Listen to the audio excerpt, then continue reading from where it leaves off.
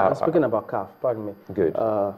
Is it time that this effect, I mean, this Blatter's resignation, should it also have a ripple effect across other federations? Let's talk about Africa, for instance. Absolutely. I think this situation now is the world's biggest opportunity to reform football, the administration of football. It is dark, but underneath this darkness, there's a treasure which we must exploit. What is happening at FIFA level will definitely impact on what is going to happen in the confederation level. I don't see Issa Hayatou now. He has spent even a longer time than Sepp Blatter in Africa. He is preparing to contest again next year. Wow. He has manipulated the constitution of CAF to now admit those who are above 70 to contest for the presidency. That wasn't in the rules before. He has changed that to prepare himself to do it again. So what we are saying is, it will not happen. Before now, he would have just contested, and the same things that happened to Sepp would have happened to him, and so on. And it happens with the federations also. That's why we had this problem. So this is our best opportunity. It's a blessing in disguise. And Sepp Blatter has set the mood because he says he needs 6 months. You see, those 6 months are perfect time for him to leave a lasting legacy in world football. He wouldn't want his name to go down as corrupt and all of that. He wants his name to go down as someone who actually came and restructured FIFA. He would do it in 6 months, I tell you. All right, let's get some more commentary before we eventually come back and wrap it up.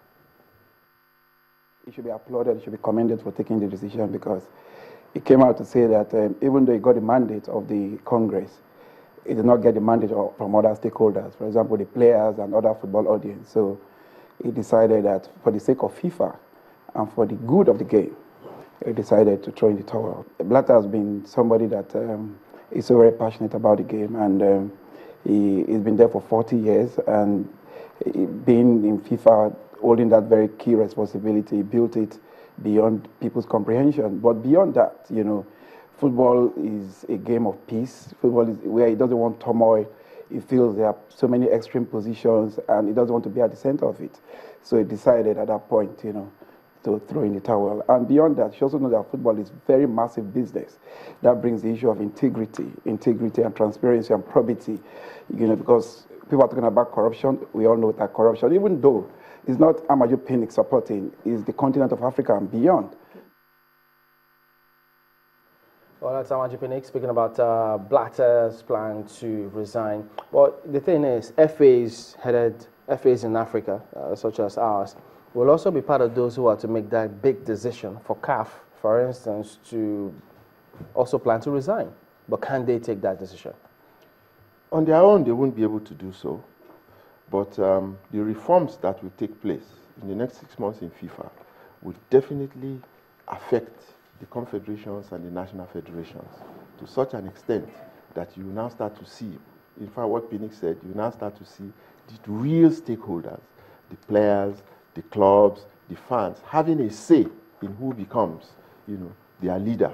So a lot will change in the next couple of months based on what we have just seen now. Well, the two things that you've said, that first of all, we still do not know the real reason he decided to step down, even though he just won an election. That is on the one hand, because the calls have been, they were really loud before the elections took place. They were louder, it would seem, on election day, and he could have stepped down on that particular day. But the elections went on, and he eventually emerged. And then the second thing is, you also talked about, the survival of football in Europe also being at the heart of this. Do you also subscribe to conspiracy theorists when they say that perhaps this was orchestrated? After all, it wasn't affecting the game. No, I would not subscribe to that. Where I belong in all of this is very clear and very well known. I have written so much about Sepp Blatter and about what he stands for in my own reckoning, and about why he needs to leave now rather than wait. So I don't think there's any conspiracy theory about, what is going on now. I think it is real. I think it is timely.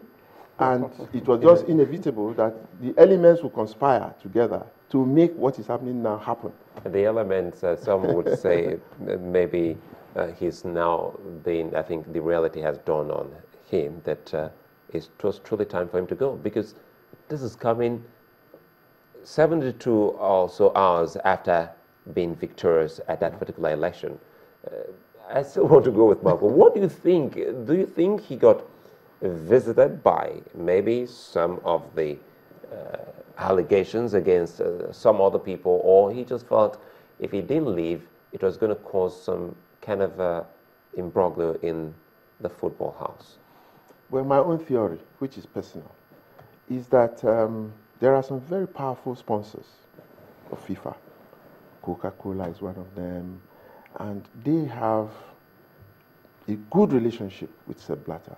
And if they felt that what is going on now would make them withdraw their sponsorship of FIFA, they are tied to this game, because no matter what happens, the game will go on, and they want the game to go on. They want to still get their product aligned with it. I think it is the Coca-Colas of this world that told Blatter that, look, based on what is going on, your integrity is in question, you know, and investigations are going on, the game will be damaged and all of that. We think that you should find a soft landing of some sort, let the game survive, and we will remain with you. If you stay there, we would withdraw. You know, some of them are already threatening but to the withdraw. tricky aspect of that, they did that, yes. remember, they also had competition. Yes. If a Coca-Cola were to resign, what says a Pepsi cannot come in? Because they are very, very close to themselves in terms of some of those competitions. So if Blatter had said, no, I still don't think I should resign. Well, if you pull out, yeah, the other guy can come in. What do you think would have happened at that stage? You are right, but you see, the fact that a Coca-Cola, that a Visa, that, you know, one of those giants just withdraw their sponsorship would do a lot of damage, even though I know that there will be others. That's my theory. You know, I'm not saying I'm right. I just want to let you It's go just if my I don't theory. bring this back home. Talking about sponsorships, how are we doing in our own local league in terms of sponsorship and coming from some big names in the country? We haven't scratched the surface. We You haven't? see, the business of football in Nigeria, in fact in Africa, we haven't scratched the surface. I was part of a group that went to Harvard to go and discuss the business of football in Africa. And we found out that, in fact, we haven't done anything. You know, football is such a powerful game that could generate so much. And compared to what we are doing, if you look at the Nigerian league now, for example, and you ask what's the total sponsorship package, some people, when you hear 1 or 2 billion, you think it's a lot of money. But look at those who follow it. Look at the TV audiences that watch it. Look at those who patronize the things, and so on and so forth. The money in football is so much. It is unbelievable that we are not doing much in terms of reaping from the power of football in Nigeria. We haven't done much about it. We need, that's part of the reform I think we need people who know these things, people who would help us clean up the game, to take away those who are smearing its image, you know, who are part of this big global, you know, movement or cabal or whatever it is. Very quickly, you know. what do you think? What do you think of China's Kids Cup, National Kids Cup? Ah, fantastic! That's a fantastic project. Television drives football. Television and football are like, you know, tea and sugar. Canal Plus in France became the most successful television station in the whole of Europe at the time, because they started to cover live matches of Europe. Sky Sports in England is the most successful. If you look at what football inputs into Sky Sports, look at DSTV. You know, it is the biggest, you know, the television, satellite TV station in Africa, purely on the basis of its super sports content. So, Channels TV, you have it right on there. You are thinking small now. I am seeing a much bigger picture. That what you have started 7 years ago, I guess, which was really small, suddenly now we are seeing massive coverage of that program, and it's impacting on children all over the country. I have seen 1 or 2 boys from your game that I believe are going to be in the national team, And all of that would attribute to what channels has done. So Assuming you are the onto reforms- something, yeah. The reforms will also trickle down to the FAs, the confederations, maybe in I 6 believe months. so. I believe so. That by the time we're even having the next NFF elections in Nigeria, you will see a totally different picture. The status will be different. Those who will be the key players will be That'll be different. interesting. Yeah, that's what I'm looking for. Just quickly though, how do you think that Sepp Blatter will be remembered when he eventually resigns? I think that the Blatter will be credited for some of the most progressive developments in the history of football. He would not go down as a corrupt person himself. I think he has struck that deal now to save himself from...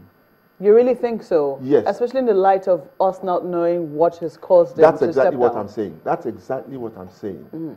He has agreed to go, and that aspect of him, if it exists, will be covered forever. And one thing he would give to us, based on the present situation, to save 40 years of his contribution to the game, is to truly fix the game. If there's one person that can do it, it is Sepp Blatter. I think he will do it. Okay, that's where we have to let it go. Thank you very much indeed for coming on Segun Odegbami, former Nigeria's captain. Well, we'll leave you now with the profile of Sepp Blatter himself.